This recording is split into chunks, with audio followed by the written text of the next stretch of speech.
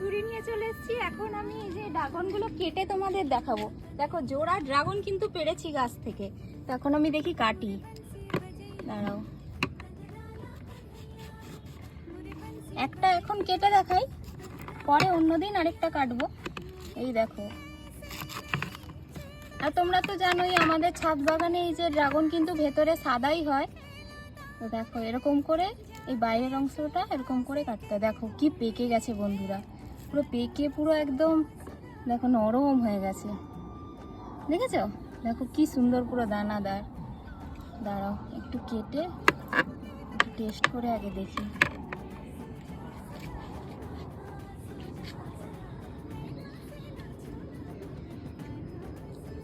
আমাদের ছাদ বাগানের ড্রাগন বরাবরই ভালো খেতে, আর কি বলবো, কি মিষ্টি স্বাদ, কি সুন্দর খেতে। তো চলো আমি ড্রাগন খাই। তো আজকের মতো টাটা।